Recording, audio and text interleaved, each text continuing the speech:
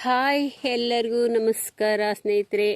ನಾಳಿನ ಹಬ್ ಚಾನಲ್ಗೆ ಸ್ವಾಗತ.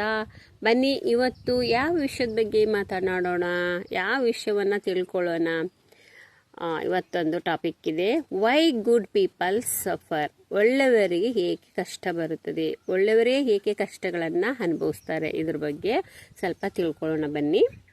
ಫ್ರೆಂಡ್ಸ್, ನಿಮ್ಮ ಮನಸ್ಸಿನಲ್ಲಿ ಒಂದು ಪ್ರಶ್ನೆ ಮೂಡ್ಬೋದು ಅಲ್ವಾ, ಏಕೆ ಒಳ್ಳೆಯವರಿಗೆ ಮಾತ್ರ ಕಷ್ಟ ಬರ್ತತೆ, ಯಾಕೆ ಆನೆಸ್ಟ್ ಆಗಿರುವವರಿಗೆಲ್ಲ ಸ್ಟ್ರಗಲ್ ಮಾಡ್ತಾರೆ, ಯಾಕೆ ಬ್ಯಾಡ್ ಪೀಪಲ್ ಯಾವಾಗಲೂ ಹ್ಯಾಪಿಯಾಗಿ ಕಾಣ್ತಾರೆ ಅಂತ ಅಲ್ವಾ. ನೀವು ಯಾವಾಗಲಾದರೂ ಹೀಗೆ ಫೀಲ್ ಮಾಡ್ಕೊಂಡಿದ್ದೀರಾ, ನಾನು ಒಳ್ಳೆಯವನಾಗಿದ್ರು ನನ್ನ ಲೈಫಿಗೆ ಏಕೆ ಇಷ್ಟು ಕಷ್ಟ ಅಂತ. ಎಸ್, ಕಷ್ಟ ಬಗ್ಗೆ ತಿಳ್ಕೊಳ್ಳೋಣ ಈ ವಿಡಿಯೋ ನಿಮಗಾಗಿ. ಒಳ್ಳೆಯವರು ಲೈಫು ಯಾಕೆ ಇಷ್ಟು ಕಷ್ಟ ಅಂತ ಗೊತ್ತಾ? ಸ್ಪಿರಿಚುವಲ್ ಪ್ರಕಾರ ಯಾಕೆ ಅಂದರೆ ಅವರು ಪ್ರಾರಬ್ಧ ಕರ್ಮವನ್ನು ಮಾಡಿರ್ತಾರೆ.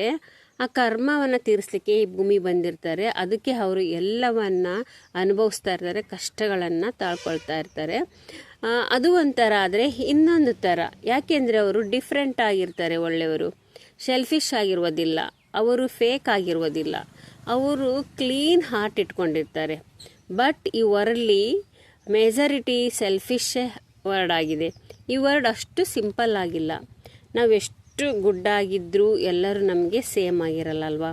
ಇದು ಆಕ್ಸೆಪ್ಟ್ ಮಾಡೋದಕ್ಕೆ ತುಂಬಾ ಕಷ್ಟ, ಬಟ್ ಇಟ್ ಈಸ್ ಟ್ರೂತ್.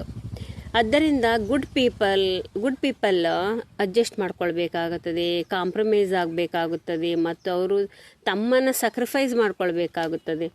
ಒಳ್ಳೆಯವರ ಮೈಂಡ್ ಪ್ಯಾಟ್ರನ್ ಹೀಗಿರುತ್ತೆ ಗೊತ್ತಾ? ಜನರಿಗೆ ಹೆಲ್ಪ್ ಮಾಡಬೇಕು, ಬೇರೆಯವರಿಗೆ ಹರ್ಟ್ ಮಾಡಬಾರ್ದು, ನಾನು ಅಡ್ಜಸ್ಟ್ ಮಾಡ್ಕೊಂಡು ಹೋಗಬೇಕು, ಈ ಥರ ಥಿಂಕ್ ಮಾಡ್ತಾ ಇರ್ತಾರೆ. ಅವರು ತಮ್ಮ ಫೀಲಿಂಗ್ಸನ್ನು ಇಗ್ನೋರ್ ಮಾಡ್ತಾ ಇರ್ತಾರೆ, ತಮ್ಮ ಹ್ಯಾಪಿನೆಸ್ಸನ್ನು ಸ್ಯಾಕ್ರಿಫೈಸ್ ಮಾಡ್ತಾ ಇರ್ತಾರೆ. ಸ್ಲೋಲಿ ಅವರು ಎಮೋಷನಲ್ ಟಯರ್ಡ್ ಆಗ್ತಾ ಇರ್ತಾರೆ. ಓವರ್ ಥಿಂಕಿಂಗ್ ಶುರುವಾಗ್ಬಿಡುತ್ತೆ. ನಾನು ತಪ್ಪು ಮಾಡಿದ್ದೀನಾ ಅನ್ನೋ ಡೌಟ್ ಕೂಡ ಅವರಿಗೆ ಬರ್ತಾ ಇರುತ್ತೆ. ಅವರಿಗೆ ಒಳ್ಳೆಯವರು ಕೆಲವು ತಪ್ಪು ಬಿಲೀಫನ್ನು ಇಟ್ಕೊಂಡಿರ್ತಾರೆ. ನಾನು ಒಳ್ಳೆಯವಾಗಿದ್ದರೆ ಎಲ್ಲರೂ ಒಳ್ಳೆಯವರಾಗಿರ್ತಾರೆ, ನಾನು ಗಿವ್ ಮಾಡ್ತಾ ಇದ್ದರೆ ಅವರು ಅಪ್ರಿಸೇಟ್ ಮಾಡ್ತಾರೆ, ನಾನು ಸೈಲೆಂಟ್ ಇದ್ದೆ ಅಂದರೆ ಪ್ರಾಬ್ಲಮ್ಸ್ ಎಲ್ಲ ಸಾಲ ಹೋಗ್ತವೆ ಅಂತ ತಿಳ್ಕೊಂಡಿರ್ತಾರೆ. ಬಟ್ ಟ್ರೂತ್ ಏನು ಗೊತ್ತಾ? ಎಲ್ಲರೂ ಸೇಮ್ ಆಗಿರುವುದಿಲ್ಲ, ಎಲ್ಲರೂ ಅಪ್ರಿಸೇಟ್ ಮಾಡುವುದಿಲ್ಲ.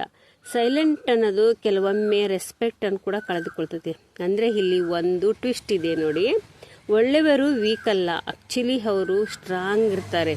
ಅವರಿಗೆ ಅರ್ಟ್ ಆದರೂ ಟ್ರಸ್ಟ್ ಮಾಡ್ತಾರೆ. ಅವರು ಬ್ರೋಕನ್ ಆದರೂ ಮತ್ತೆ ಸ್ಮೈಲ್ ಮಾಡ್ತಾರೆ ಅವರು. ಹಾಗಾದರೆ ಒಳ್ಳೆಯವರು ಏನು ಮಾಡಬೇಕು ಬನ್ನಿ ನೋಡೋಣ. Learn to say and no. ಎಲ್ಲರಿಗೂ ಎಸ್ ಅಂತ ಹೇಳಬೇಡಿ, ನೋ ಅಂತ ಹೇಳಬೇಡಿ. ಸೆಟ್ ಬೌಂಡ್ರೀಸ್, ಅವ್ರ ಬೌಂಡ್ರೀಸಲ್ಲೇ ಇರಬೇಕು. ನಿಮ್ಮ ವ್ಯಾಲ್ಯೂವನ್ನು ಪ್ರೊಟೆಕ್ಟ್ ಮಾಡ್ಕೊಳ್ಬೇಕು. Stop over giving. ತುಂಬಾ ಓವರ್ ಆಗಿ ಏನಾದರೂ ಕೊಡ್ತಾ ಇರಬಾರ್ದು. ಎಕ್ಸ್ಪೆಕ್ಟ್ ಲೆಸ್ ಇರಬೇಕು. ಪೀಸ್ ಅನ್ನೋದು ಹೆಚ್ಚು ಸಿಗುತ್ತದೆ. ಚೂಸ್ ರೈಟ್ ಪೀಪಲ್ ಅಂದರೆ ನಾವು ಒಳ್ಳೆ ಜನರನ್ನು ಆಯ್ಕೆ ಮಾಡ್ಕೋಬೇಕು. ಕ್ವಾಲಿಟಿ ಓವರ್ ಕ್ವಾಂಟಿಟಿ ಎರಡೂ ಇರಬೇಕು. ಕೊನೆಯಲ್ಲಿ ಒಂದು ಮಾತು ಹೇಳೋಕ್ಕೆ ಇಷ್ಟಪಡ್ತೀನಿ. ಬೇರೆಯವರ ಲೈಫು ಈಸಿ ಇರುವುದಿಲ್ಲ, ಒಳ್ಳೆಯವರ ಲೈಫು ಈಸಿ ಇರುವುದಿಲ್ಲ, ಅಂದರೆ ಮೀನಿಂಗ್ಫುಲ್ ಆಗಿರುತ್ತದೆ.